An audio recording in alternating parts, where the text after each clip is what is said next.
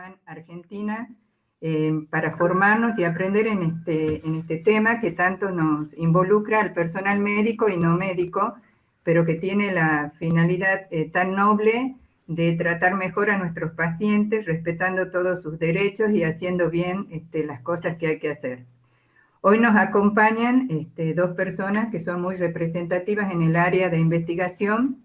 La doctora Diana Salmón es médica ginecóloga certificada, experta en regulación de medicamentos, buenas prácticas de investigación clínica y ética en investigación, ex encargada del área de salud femenina de la Dirección de Evaluación y Registro de Medicamentos de la ADMAT, miembro del Comité de Ética en Investigación del Hospital Materno Infantil Ramón Sardá Cava, ex inspectora de ensayos clínicos, buenas prácticas clínicas para investigación nacional e internacional de la ANMAT.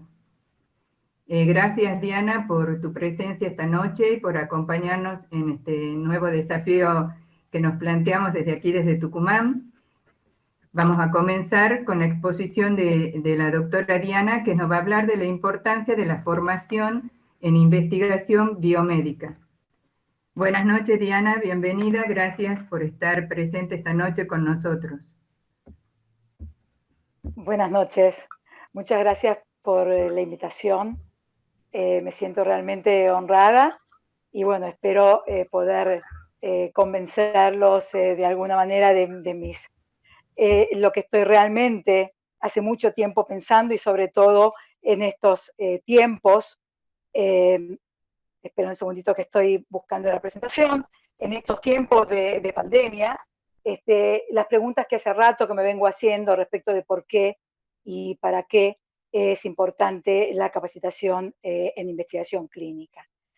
Es la verdad un honor compartir con ustedes, así que y será un honor también participar de la diplomatura. ¿Por qué y para qué es necesaria la capacitación en investigación clínica? El por qué y el para qué van generalmente juntos, pero son diferentes y son como esos vínculos de larga data que a veces inclusive se confunden, pero cuando interactúan y se potencian, realmente son muy buenos, pero realmente son diferentes.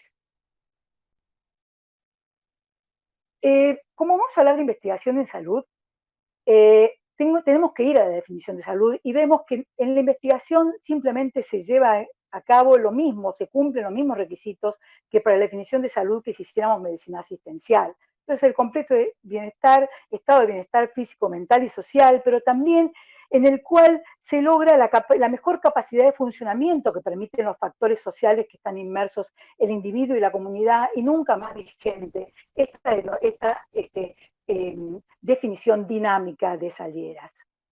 Entonces, yo me hice esta pregunta de ¿por qué capacitar y para qué capacitarse en investigación clínica y cuál es el impacto que tiene esta situación? Entonces, cuando me hacía esta pregunta decía, busco a Anatole France que dice, es mejor en investigación entender un poquito que estar confundidos en mucho. Mi idea va a ser convencerlos en esta charla de hoy para que realmente vean la importancia de este tema.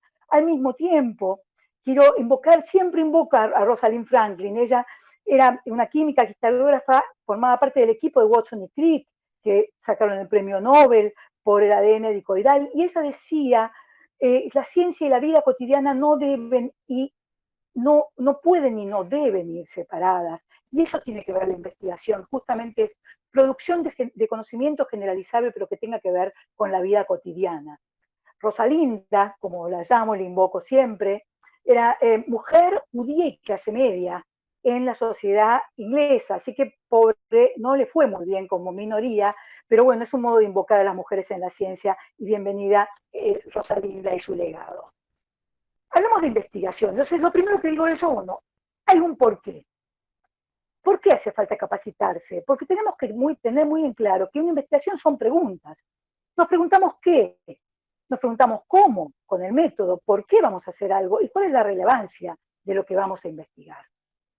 Y también sabemos que la investigación se caracteriza por ser sistemática, empírica y crítica siempre. Ese también es un porqué tenemos que capacitarnos para empezar a meternos en este terreno. Y bueno, acá les traigo una de las principales normativas que en Argentina rige, es el marco de nuestra investigación, y como verán, estos conceptos los traje de los considerandos de la normativa, que dice que la investigación en salud humana es importante para la sociedad, porque permite, entre otras cosas, mejorar la calidad de vida y la protección de la salud de los sujetos, que la investigación comprende tanto estudios epidemiológicos como la investigación biomédica y aquellos ensayos clínicos que son de intervención para registro de diagnósticos o terapéuticos o nuevas drogas. También dice que toda investigación que involucra a seres humanos debe basarse en valores éticos, eso es muy claro, y que en consecuencia resulta imprescindible que haya un abordaje metódico tanto de los aspectos éticos como científicos de esta investigación. Hablamos de estudios, entonces decimos, bueno, ¿qué es un estudio o un ensayo clínico? Y muchas veces se intercambian estas dos palabras. Vamos a hablar en particular del ensayo clínico, en particular, por ejemplo, con drogas, que se aplica a la pandemia. Los convoco a que vayan haciéndose preguntas todo el tiempo y tratando de hacer una analogía entre los conceptos que les voy diciendo respecto a la importancia de estar capacitado y la realidad que estamos viviendo en el día a día, que nos da ejemplos de sobra para cada una de estas cosas que les voy a ir transmitiendo para que no sean conceptos abstractos. Un ensayo clínico es un estudio básicamente éticamente justificado, que tiene que estar correctamente diseñado, porque va a ser la herramienta con que nos vamos a responder la pregunta. Si está incorrectamente diseñado, es éticamente inaceptable.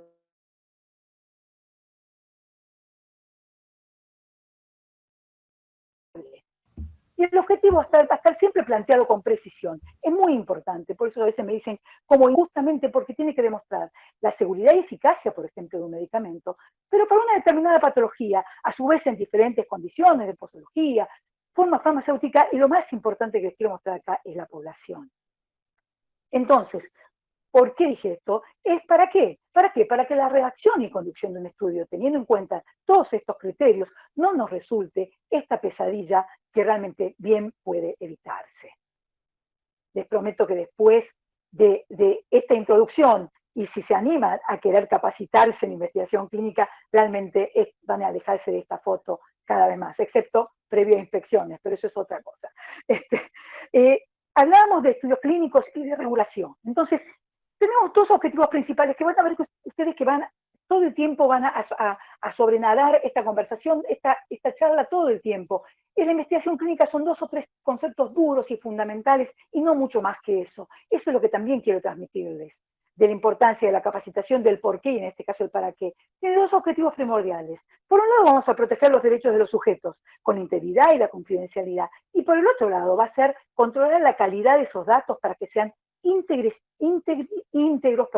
creíbles y exactos. Es muy importante la calidad de los datos, porque si ustedes ven, la calidad de los datos no solamente va a proteger también hacer un estudio éticamente aceptable mientras se esté haciendo, sino a su vez, esos datos de calidad van a impactar en las futuras aprobaciones, por ejemplo, de esas drogas que han sido sometidas a ese estudio clínico y van a impactar en millones de personas. Entonces, hablamos de participantes en investigación. ¿Quiénes son los participantes? ¿Por qué y para qué? Hay que tener muy en claro quiénes son los participantes en un estudio clínico. Tenemos el investigador principal, el Comité de Ética Independiente de Investigación y de Docencia, la autoridad regulatoria y el patrocinador, cuando está patrocinada, y si no el mismo patrocinador, el investigador cumple las funciones también de patrocinador. Ese actor tiene que estar siempre bien definido. Todos estos actores son los que sostienen con la responsabilidad al único actor que tiene solamente derechos, que es el sujeto de investigación. Y eso se encarga todo el tiempo el NIH y todas las agencias de transmitirle a los sujetos. El sujeto con sus derechos descansa sobre las responsabilidades de esos actores. Eso es un porqué y un para qué que me parece clave que ustedes sepan que es importante capacitarse para entender esto. Hablamos de un sujeto de investigación, pero ¿qué es un sujeto de investigación? Según lo define el CFR de Estados Unidos. Entonces ven que dicen que es un individuo vivo del cual un investigador, profesional o estudiante que conduce una investigación obtiene datos y tiene o una información privada identificable como tal. Esto va a ser, de paso les voy adelantando, especialmente interesante, yo lo muestro, cuando hablamos, por ejemplo, de investigación en embarazo. Cuando hablamos de un sujeto de investigación, en este caso no es un sujeto, son más de un sujeto. Tenemos el feto u fetos. Entonces, es interesante acordarte y acordarse siempre de esta definición de sujeto de investigación. Pero ustedes se acuerdan que yo les hablé de buenas prácticas clínicas y todo el tiempo van a escuchar hablar de BPC o GCP, ICH, y cuanto más en inglés suena más internacional, digamos, ¿no? Entonces, ¿qué son? Conjuntos de normas internacionales, tanto éticas como de calidad, las éticas son más bien guías, tanto científica como técnica. ¿Para qué? Para el diseño, conducción, documentación y reporte en el que participan seres humanos. Son buenas prácticas clínicas, clinos, ser humano, cama. Este cumplimiento de estas normas va a hacer que los actores den una garantía pública. Esta palabra me parece clave y la doy en todas las capacitaciones. Los actores tienen que dar una garantía pública que se cumplen los objetivos de proteger los derechos, seguridad y bienestar de los sujetos, que se sigue la declaración del CINCI, que ya se la voy a mostrar, que tiene que ver con la bioética, y que también los datos que se obtengan de ese estudio sean de calidad. Cuando uno a veces quiere ir a la línea de flotación y quiere decirle a alguien que no está cumpliendo con buenas prácticas clínicas, está diciendo no está cumpliendo con los objetivos, y eso es un tiro importante, que a nadie le gusta estar en ese lugar. Les hablé de ICH, GCP, buenas prácticas clínicas. Bueno, les presento simplemente como para que vean de que estamos hablando de la famosa ICH, que tiene una página que se las presento, y acá está el E, que es el E6, que son guías de eficacia, para que vean de esas cuantas. Es una página muy importante para el registro de drogas. Hablamos de protocolos de investigación también, y hablamos de los actores. Ya dijimos que tendrían que dar garantía pública, que se cumplen los objetivos de las buenas prácticas de respetar los derechos de los sujetos y la calidad de los datos. Entonces, en un protocolo de investigación, esto es todo lo que tienen que cumplir al mismo tiempo para decir que están respetando las buenas prácticas clínicas. Este es otro porqué importante. ¿Y qué dicen esas guías de buenas prácticas clínicas? Y que es muy importante capacitarse. Tenemos que saber a través de una capacitación que los derechos, seguridad y bienestar del paciente siempre deben prevalecer sobre los intereses de la ciencia y la sociedad. Siempre, en todo momento, y antes de iniciarse, inclusive continuarse un estudio, los riesgos siempre van a tener que ser inferiores a los beneficios anticipados. Para esto pasamos a una interacción dinámica, todo el tiempo van a ver entre ética y datos de calidad, todo el tiempo tienen que darse de la mano, no podemos sostener uno a expensas del otro, ¿sí?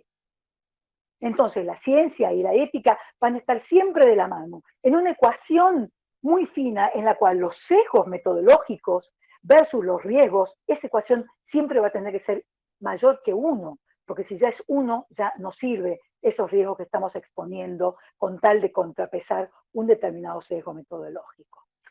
¿Para qué va a servir? Yo les voy a poner acá un para qué importante. ¿Para qué va a servir capacitarse en los 7 principios? Porque si ustedes van a ver, en estos 7 principios están inclusive hasta en las páginas del NIH y en todas las páginas de protección para los pacientes participantes en un ensayo clínico. Le dicen, señor, señora, usted no se olvide, en este caso señor, señores, o trans también, porque yo insisto que hay que investigar también en poblaciones no binarias, tiene que haber 7 principios fundamentales que se tienen que cumplir. El día que uno está capacitado, uno se da cuenta cuando alguien está capacitado en investigación clínica, cuando le habla de Ezequiel Emanuel. Entonces ya decimos, bueno, estamos hablando en otro idioma y en otros términos, así que, bueno, eso va a demostrar que uno sabe del tema de investigación clínica y de ética en particular. Tiene que tener, más en este caso, insisto, remítanse todo el tiempo a la realidad, ¿sí? La realidad actual. Hablamos de que tiene que poseer un valor científico y social, tiene que tener validez científica, tiene que haber mucha justicia en la selección de los individuos. Yo acá estoy haciendo un llamado, también siempre lo hago, digo, ¿qué pasa con las embarazadas? Tiene que haber una ecuación, relación favorable entre los riesgos y los beneficios, como les dije, tiene que haber una revisión independiente por un comité de ética, que es tan importante, y todo el tiempo se tiene que bregar por el respeto de los sujetos. Estos son los 7 principios clave que rigen a toda investigación en cualquier centro, y para cualquier investigación y para cualquier terapéutica. ¿sí? Nuevamente, ciencia y ética siempre tienen que ir de la mano e interactuando. ¿Por qué les nombro un enorme para qué y por qué? Porque caemos en gran noticia que pasó en el Sunday Times, que se hablaba del Vioxx, seguramente muchos lo recordarán, en el 2005 fue un escándalo mundial del laboratorio Merck, que tuvo que sacar del mercado una droga con rofecoxib, un antiinflamatorio de uso masivo, porque hubo casos muy importantes, una cantidad importante de eventos adversos graves con muertes y eventos adversos cardíacos que simplemente no se habían mostrado algunos resultados de ensayos clínicos, o sea, los datos clínicos, los datos emergentes del estudio no eran de suficiente, eran de calidad, pero hubo un problema, un escándalo serio, porque impactaron, igualmente se aprobó la droga e impactaron en la población. Y cuando hablamos de calidad de datos, acá quiero traerles por qué es importante y para qué es importante. Les traigo el Merxi. Esto es de ayer, ¿sí? Miren la cantidad de preprints que hay, famosos, ya subidos, como nunca en la historia, se ha multiplicado por cientos la cantidad de estudios que se suben al preprint. Y muy chiquitito, la verdad hay que reconocer, muy chiquito, dice, yo se los agrandé, no se preocupen.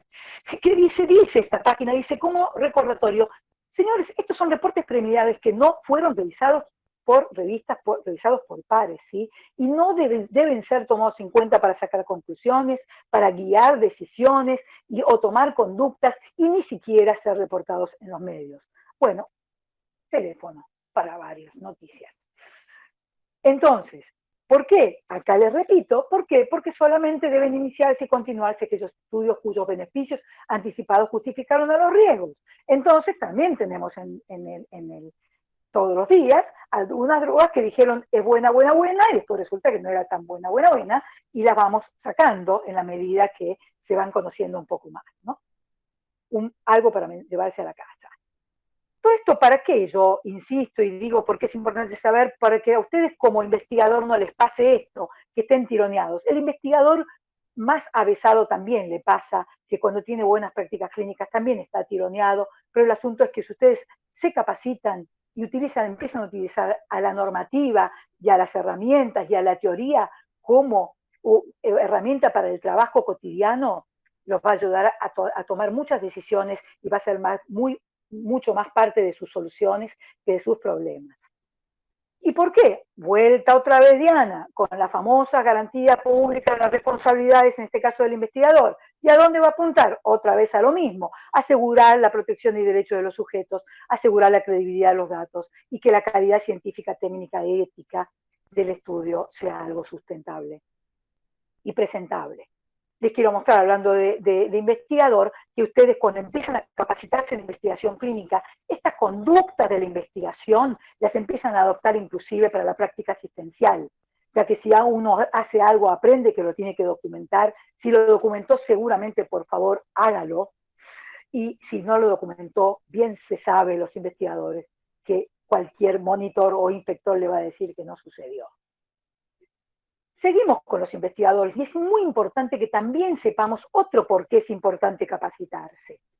Porque es muy importante saber que los estándares para el cuidado de los pacientes, para la investigación académica per se, y para la investigación que sea con fines de registro, que tanto me escuchan hablar mis colegas cuando me hacen mis consultas, esa primera divisoria de aguas, que es si es con fines de registro para registrar una droga, tienen estándares completamente diferentes y cada uno su propio marco normativo, tan o más importante que el otro, pero lo importante es no confundirlos. Sí podemos hacerlos articular e interactuar, pero nunca confundirlos. Para eso sirve la capacitación y por eso es importante saber esto. ¿Por qué? Porque somos médicos, porque somos profesionales de la salud y hemos hecho un juramento hipocrático que nunca tenemos que olvidarlo, por más que estemos haciendo la capacitación más fantástica que va a dar vuelta al planeta, como puede pasar que muchos se presentan así, no nos olvidemos que somos profesionales de la salud. ¿Y por qué yo insisto que es importante regular? Porque el marco regulatorio nos ordena siempre, nos va a poner pautas reguladas, estamos hablando de regulación no solamente estatal, todas las normas internacionales.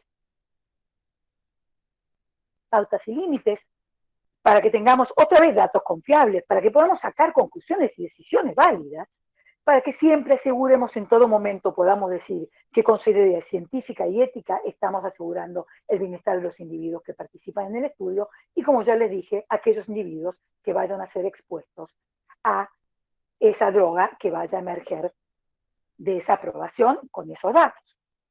Otra vuelta de tuerca, la importancia de regular. Miren la diferencia, que es importante tener en cuenta y capacitarse. ¿Por qué capacitarse? Porque la atención médica, señores, sabemos que no tiene nada que ver con la investigación clínica y es bueno saber las diferencias. La atención médica tiene intereses altruistas, famoso que se ha llamado de todo tipo, se llama, entre otras cosas, no quiero explayarme mucho teóricamente, pero el famoso uso compasivo, digamos, ¿no?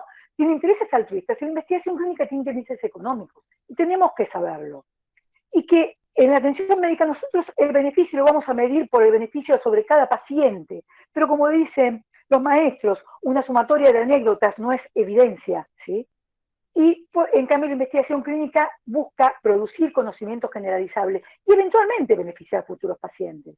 Y no importa si no se benefician, si nos damos cuenta a tiempo, rescatando a esos pacientes, porque vamos a poder publicar eso y decir, señores, como conocimiento generalizable les estoy diciendo que esto que investigué, la pregunta me dio negativa, ¿sí? Y eso es éticamente exigible.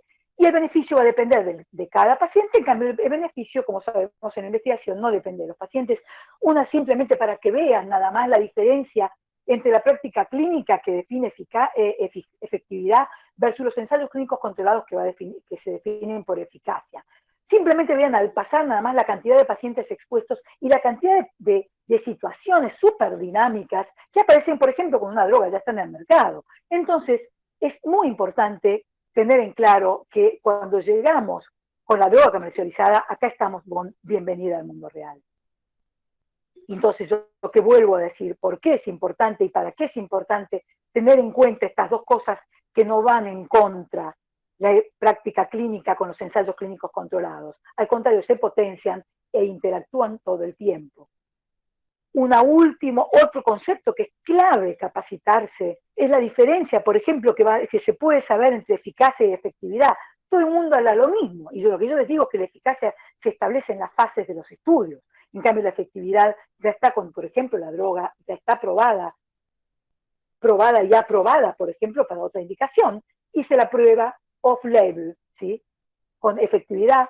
Y acá les vamos a mostrar en el curso la diferencia entre los estudios, se lo va a mostrar seguramente brillantemente la doctora Carreño, la diferencia entre estudios de eficacia y efectividad, y lo que más me importa, por ejemplo, en este caso es mostrarle la aplicación, ¿no?, que tiene de los resultados. Uno es, está limitada a la población que se estudió, en cambio, en los estudios de efectividad se puede ampliar esa aplicación. Hablamos de estudios, hablamos de evidencia, hablamos de datos, hablamos de capacitarnos. ¿Por qué? Porque nosotros tenemos que guiarnos para poder, estando capacitados, también capacitar a la población respecto de la confiabilidad de los diferentes tipos de estudios que se hagan, porque eso va a hacer que nosotros, de acuerdo al diseño, podamos considerar que los datos son más o menos confiables y tengan máxima confiabilidad o mínima confiabilidad. Van a ver en los newspapers, no en los papers, que empiezan a hablar de metaanálisis y un montón de terminología metodológica, y simplemente hay que estar capacitado para poder distinguir un diseño metodológico del otro y así poder darle mayor o menor atención a la calidad de los datos que nos están brindando. Entonces, van juntos esta vez. ¿Por qué y para qué? ¿Y esto para qué? Para tomar decisiones a la hora para la mejor práctica de la medicina, y como decíamos, el por qué y el para qué en este caso se potencian a pesar de ser diferentes.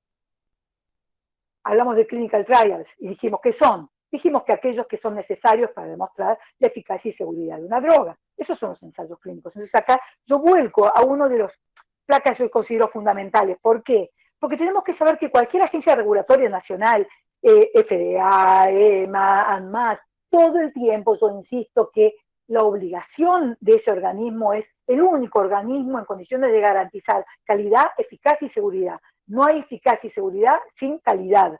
También veámoslo por todas estas cosas que se intentan aprobar y si no se ha aprobado la calidad. Eso yo insisto que podamos también distinguir cuál es la función principal de la agencia regulatoria.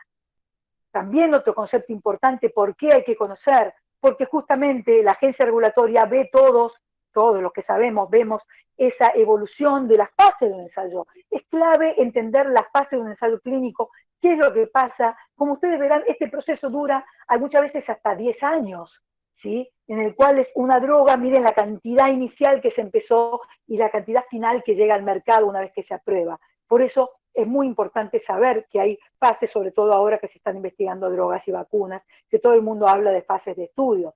Tenemos que estar capacitados, también tenemos que estar capacitados para saber que gran parte de las moléculas se caen en fase 1 y 2 por razones de seguridad, ¿sí? Y que es una carrera contra el tiempo, entre el tiempo y la plata. Generalmente la industria farmacéutica está corriendo muy lejos de eso. Y que cuando llegamos arriba a la fase 4, después que se aprobó, yo siempre digo que esa fase 4 es como la caja de Pandora, porque es bienvenido al mundo real, que una droga que se aprobó con pocos datos ahora va a demostrar el mundo real. Es muy importante saber eso y también saber que el proceso para registrar un producto dentro de la investigación clínica, miren todo el tiempo que lleva, desde la escritura del protocolo, a la recolección de los datos, la elaboración hasta que finalmente la publicación final, todo el tiempo publicando los datos, tanto positivos como negativos, y a su vez, todo el tiempo garantizando la protección de los sujetos que están expuestos. Esto es algo que yo les muestro muchas veces en las charlas, es un resultado final de tantos años, a lo mejor, de interactuar, y volqué eso para explicarles la importancia del prospecto. Si nosotros sabemos investigación, vamos a saber valorar un prospecto. El ensayo clínico controlado muestra la eficacia en el prospecto a través de las indicaciones, y eso se vuelca a la hora de evaluar los beneficios. Y el ensayo clínico controlado vuelca en el prospecto con sus eventos adversos, los ítems de seguridad, y van a servir para el ítem riesgo de esa prescripción, que siempre esa ecuación, por supuesto, va a tener que ser mayor aún. ¿Por qué les decía que esto en realidad estaba relacionado con lo anterior? Que la redacción del protocolo, para que tenga finalmente al final de esa flecha que dijimos, un resultado presentable y útil a la sociedad y a los pacientes en particular, la redacción de un protocolo, no le sigamos esta vez, no le damos caso aquí, no, sí, tiene que ser un poquitito más sesudo que de esta manera, porque va a impactar en el resto de cómo se lleve adelante ese estudio clínico y de los resultados. ¿Por qué entonces insisto con la importancia de capacitarse? Miren, les voy a mostrar solamente un ejemplo que ahora lo vamos a ver. Miren un paper, ya esta vez fue realizado por pares, hay que reconocer. 2017, dijimos que las buenas prácticas clínicas se rigen por declaración del CINCI. Miren, yo no sé si esta persona, si estos autores estaban muy capacitados en investigación clínica, en estudio de drogas, en sexualidad humana. Porque yo digo, como diría el maestro Castiglia, hay algunas cosas como el diablo está en los detalles, yo directamente lo considero no apto para consumo este paper, con todo respeto por los autores, pero yo ya veo que los materiales y métodos invocan una declaración del CINCI del año 75, como ya vamos a ver, ya quiere decir que esa persona no está capacitada. ¿Por qué? Vamos a ver. Porque miren todas las versiones que tiene la declaración del CINCI, que de ética en investigación, y por definición, la única declaración del CINCI vigente es la última, ¿sí? Y la última, miren, es de Fortaleza del año 2013. Esto era del 2017 y todavía estaban pegados en el 75. El diablo está en los detalles, señores. Y la normativa que hacemos, miren, solamente les quiero mostrar. María Inés del Valle está presentando. ¿Hola? Sí, María Inés, creo que se equivocó y presentó su pantalla. Volvelo a poner vos. Ya está. Sí, un minuto, Ahí por favor. estamos, ya estamos. ¿Estamos de nuevo? Ahí recién estaba. Volvamos de No, nuevo. no. Un minuto, por favor, ¿sí? Sí, sí. Porque ahora tengo que volver. Un minuto.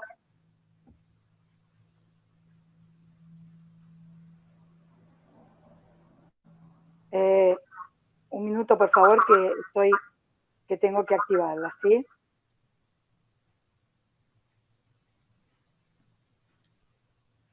Ahí apareció, se nos fue de vuelta. Sí, Por favor. sí, discúlpenme, pero tengo que pasarla ahora. Sí, está bien. A ver, estábamos acá. Perdón, pero la verdad que de golpe vi que desapareció y no... yo les estaba hablando de... Ya estamos casi Vimos el trabajo terminando, con ¿sí? la ahí. Acá estamos. Ahora sí. Bueno, suele pasar. Entonces, lo que les quería mostrar es que no hay actividad más regulada en el mundo, no creo, muy pocas más, que esté tan regulada como la investigación clínica. Miren todas las normativas de ética en investigación, pero tenemos que conocerlas para poder usarlas y para hacer una investigación de calidad, ¿sí? Entonces es un enorme por qué y para qué. Entonces, todo el mundo dice que se está guiando por Nuremberg, Helsinki, y piensan que son capitales a veces, y simplemente son, hay un micrófono abierto. Hay un micrófono abierto. Hay un micrófono. No sé si... Sí, por favor, ¿Hola? Denis Bueno está con su micrófono, por favor, Denis. ¿Denis Bueno? Denis Bueno. Sí, me cuesta, no me escucho. Sí, Denis sí. Bueno. Ahora sí. Gracias, muchas gracias. Entonces, por eso les digo que es importante conocer las normativas, las guías, para poder que puedan ser herramientas, que puedan ser, se volvió a estar el micrófono. Sí, volvió Denis. Ahora sí, Diana. Gracias. Se ve que no está muy interesado Denis Bueno en las normativas de investigación. Denis Bueno, vamos, yo te iba a decir, no es tan terrible, vas a ver cuando las conozcas. Entonces, estas normativas, justamente es cuestión de usarlas nada más, en tiempo y forma nada más, y usarlas como herramienta para toma de decisiones. Es nombre SIOMS. ¿Y por qué se las quiero mostrar? Porque muchos colegas, esto es homenaje a muchísimos de mis colegas, a los cuales pobres los mando a estudiar las pautas, cuando me hacen alguna consulta de ética de investigación, y les digo, tomá las SIOMS, y tomar tal pauta y tal pauta. Por ejemplo, les voy adelantando, la pauta 20 está a full ahora, se está incendiada, porque tiene que ver con investigación en situaciones de pandemia. Y la pauta 1, que es validez científica y social, también yo la tengo a full, lo mando a todo el mundo a estudiar. Hay pautas que son claves, realmente, así que los invito a utilizar esta herramienta. Después de esta charla sería buenísimo, pero en realidad yo diría que después de la diplomatura, en realidad, porque es solamente un tip, porque van a aprender a usar esta herramienta, esta normativa. Entonces, vamos con las normativas, las normas locales. ¿Qué pasa? Miren la cantidad de normas locales que tenemos. La famosa resolución 1480 para investigación en todas investigaciones de salud humana, no solamente para el registro. Y la famosa 6677 de la ANMAT y todas las modificatorias. Eso lo vamos a volver locos. Discúlpenme, ya les voy a adelantar, no me van a tener que aguantar a mí en el curso hablando de esto. Ahora simplemente les digo que está muy normatizado la investigación en Argentina. Y básicamente nos basamos en Helsinki, otra vez Denis Bueno. Denis Bueno. Entonces, nos basamos en Helsinki y Nuremberg. Helsinki, la última versión vigente, la primera del 64, como por eso las ponemos ahí, las ICH que yo les decía y el documento de las Américas. Y les marco básicamente lo que dice la resolución 1480 de los principios fundamentales de bioética en investigación, que ya lo van a conocer, y de paso les hablo del principio de justicia y también les doy, que está marcada en la resolución 1480, y paso mi chivo, también docente, para mi clase y mi charla que va a ser en el curso de investigación en embarazo. Soy una promotora de eso y una apologista de eso, pero para eso hay que saber muy bien la partitura, después improvisamos, ¿sí? Así que la idea es justamente no hacer la gran keynote, ¿sí? Entonces, 1480, ¿qué son? Pautas éticas y operativas para llevar adelante estudios clínicos, que ya todo aquel que haya incursionado ya la ha leído y la recomiendo altamente, pero es muy importante porque tiene un porqué y para qué capacitarse en esto. Como verán, solamente les muestro la anatomía, las secciones, sección de introducción, de alcance, aspectos éticos y operativos en 12 partes separadas, y el glosario. Quien se ha capacitado en investigación clínica aprende a darle validez a los glosarios en cualquier normativa.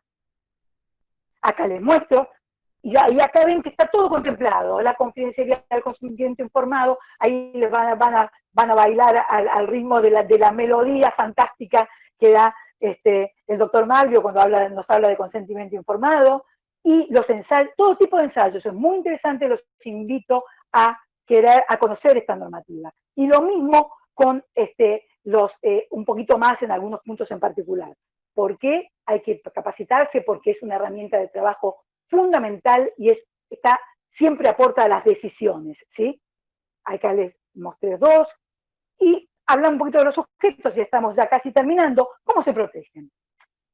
Diciéndole en el consentimiento informado una herramienta de protección, es diciéndole qué propósito tiene, cuáles son los procedimientos, no es fírmeme acá, por favor. Eso no es un consentimiento informado. Sí, pero el paciente me firmó. El paciente no es que firmó, el paciente tiene que haber consentido, que es mucho más que poner una firma. Se establecen los beneficios posibles, los derechos de los individuos. Cualquier persona que está capacitada en investigación clínica sabe exactamente muy bien lo que es un consentimiento informado y lo que es un proceso de consentimiento informado, que básicamente tiene que apuntar a que haya información, comprensión y que esté garantizada la voluntariedad de participación en el proceso, en el investigación a través de ese proceso. Por eso, los que se capacitan en investigación clínica sabemos que un proceso de consentimiento informado no debería ser esto, ¿sí? Dos palabras del RENIS, el famoso RENIS. Señores, el RENIS es el artículo 2 de la resolución 1480, es todo. Ahora todo el mundo dice, no, hay que registrar y demás. Siempre se tuvo que registrar. ¿Por qué? Porque es importante tener un registro como una plataforma única donde confluyan todos los actores y todos los estudios y todos sepan quién está investigando qué cosas. Sobre todo en tiempos de pandemia, lo llevo otra vez al ejercicio, ¿no? Les hablé de la normativa ANMAT y simplemente para lo único que se las muestro es para mostrarles también que otra vez tiene generalidades, tiene los requisitos de documentación, tiene fuerza de normativa, tiene las guías operativas, básicamente en la sección C, hay todo lo que es comités de ética, cómo funcionan, cómo se componen, también está en esta normativa y en la 1480.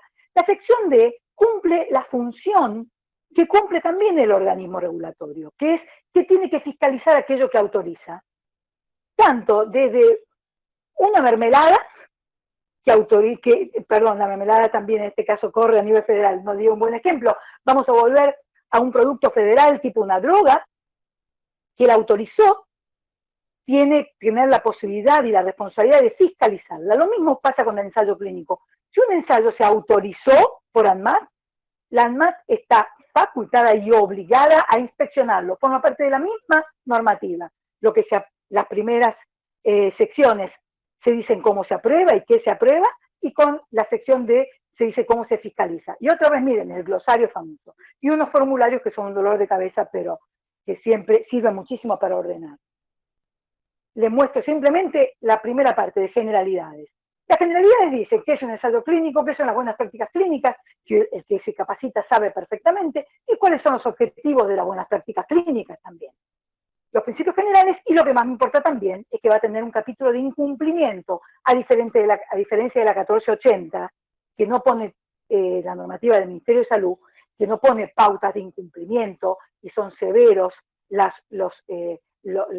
conductas que se toman de acuerdo al nivel de incumplimiento por parte del ANMAT cuando inspecciona y fiscaliza un ensayo clínico aprobado. Es muy importante que sepamos también a través de la capacitación la diferencia entre las dos normativas, la resolución 1480 y la 6677, que lo van a ver en la capacitación cuando se quiera, todo aquel que decida y considere su deber científico, moral y ético capacitarse en investigación clínica si quiere investigar. ¿Por qué les muestro esto? Porque esta plataforma me está sirviendo, es una maravilla, es una herramienta de trabajo espectacular, porque habla de los registros internacionales de todos los ensayos clínicos. Y ahí uno puede saber, obviamente está hecha a fuego, en este momento esta plataforma, que se vuelcan todas las investigaciones que hay en el mundo y que participan y que sirven mucho para los quienes participan en la toma de decisiones.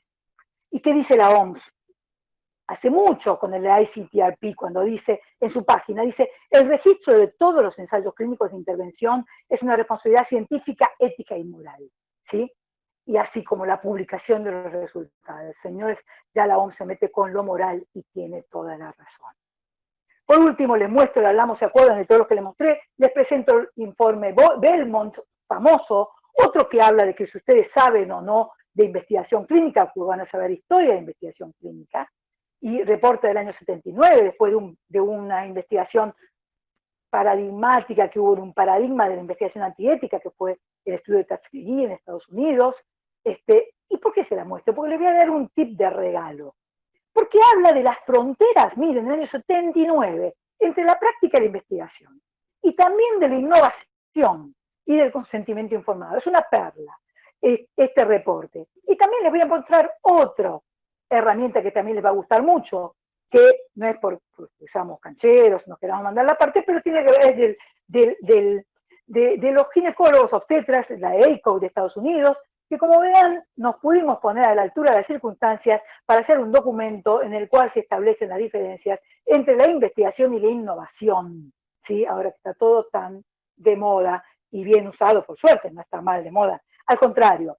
Entonces, ¿qué dicen estas guías? Dicen que hay severas barreras para ser superadas a la hora de investigar, ¿sí? Falta infraestructura, falta logística, falta personal capacitado, faltan los recursos y falta de una vigilancia adecuada para una innovación, ¿sí? Entonces es importante, a veces se termina en innovación sin investigar simplemente por falta de recursos. Y también da otra vuelta de rosca acá, del reporte Belmont, como les decía, la diferencia entre práctica e innovación, e investigación. La investigación, quiero que les quede, que lo van a tener de memoria cuando se capaciten, ¿por qué tienen que saber? Porque la investigación busca producción de conocimiento generalizable, no tiene nada que ver con la práctica clínica, ¿sí? Muchas veces, por supuesto, se van a potenciar, pero tenemos que tener bien delimitados ambos campos, justamente para tomar esas decisiones que les hablaba, basadas en evidencia. ¿Y qué dice el de la investigación, el CFR de Estados Unidos también? Dice que es una investigación sistemática, ¿sí? Que está para desarrollar justamente y contribuir al conocimiento generalizable. En cambio, ¿qué dice? Se dice de la innovación, que es la introducción intencional de nuevos procedimientos para beneficiar significativamente a un individuo o a la sociedad en general. Pero como dice el informe Belmont, la innovación implica automáticamente alejarse significativamente de un estándar aceptado. No cualquier cosa que pensemos o creemos es una innovación, ¿sí? Por eso le digo, es perla. Y otra perla de mis queridos filósofos amigos de cabecera, Mastroleo y Holzer, Ignacio, que dicen que tiene que tener estas tres características, por eso digo, se los doy de regalito para esta charla. Tiene que ser una novedad, tiene que prestarse a validación y tiene que beneficiar a un paciente. Entonces, como conclusión, ¿para qué nos sirve y por qué nos sirve la capacitación?